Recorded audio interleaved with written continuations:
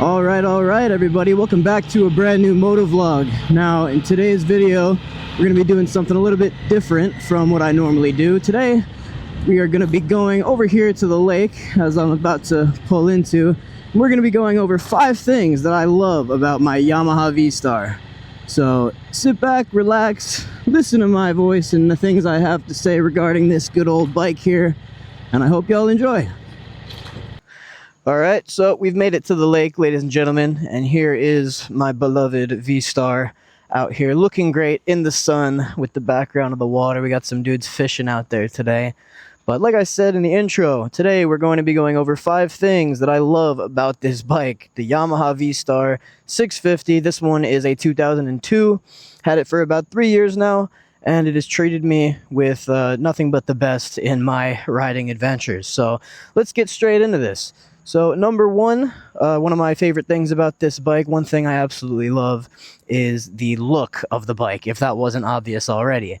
Now, it's a little bit rough around the edges. That's just because I had an accident. You can see I got some scratches down there on my tailpipe. My saddlebags are messed up, but that's beside the point. You know, shit happens. Those are battle scars. We get up and we keep riding. Now, as I was saying, the look is beautiful. I mean, it's a really sleek black bike. It's got the nice chrome accents, got the V-twin in there.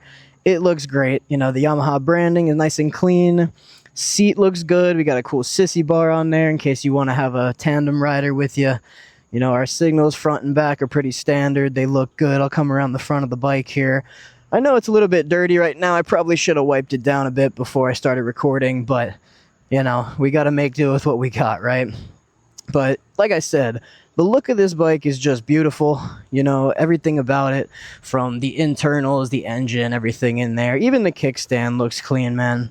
The pegs go really well with the bike, shifter, everything. It's kind of low-key, but it's really solid for a cruiser if you're looking for something to, you know, if you don't want to get like a Harley and drop thousands and thousands of dollars on it and, you know, have a bike that these days is pretty much unreliable, go ahead and grab a Japanese bike like the V-Star, and I don't think you'll regret it. You can see I have a aftermarket headlight on here, because when I had my accident a year ago, obviously the headlight got wrecked because I hit a deer. But regardless, I think that the new headlight I put on there, the LED, looks pretty slick. But yeah, so let's move on to number 2. Number 2 thing that, one of the things I love about the V-Star is the power. Now, this thing's a 650. It's nothing too crazy. But I think 650 is like the perfect middle ground for motorcycles, especially cruisers. You know, when I did the MSF course when I first got my license, they teach you how to ride on 250s, and initially, because I had really no idea what I was doing at the time, I was gonna go on and buy a 250 because I really enjoyed the bikes that they had given us to work with when we were learning. But the thing is, I ended up going with the 650 because I figured it would be a good middle ground, and that it is, absolutely. I don't regret it whatsoever. I think 650 is a really solid amount of cc's to go ahead and, you know, start riding as a beginner and doing all that kind of stuff. It gives you just the right amount of power, nothing too crazy. You're not going to be running away from any cops or any of that stuff, but you shouldn't do that anyway. But regardless, it's a really nice bike, and the power behind it definitely suits her well. Alright, so number 3, one of the other things I love about the Yamaha V-Star 650 is the sound. Now I'll go ahead and I'll put my key in here and hope she starts up first try. But as you can hear, hopefully I have a mic right there. If you can see that little fuzzy ball on my handlebars, and I got a mic in my helmet, so you might be able to hear it alright. Regardless, I'm, you know, still getting used to this whole recording thing. But nonetheless, next thing I love about this bike is the sound, man. Everything about it sounds great. Even just idling, it sounds really solid. I'm sure you can hear it. I'm sure you can tell. Let's give it a little bit of throttle here. Yeah, man, you really can't complain about that in any way, shape, or form. It's just something about that purr just kind of hits something inside your heart as a biker. And, you know, the Yamaha, it does a hell of a job at doing that, especially when you're coasting out on the highway or any type of higher speed type road.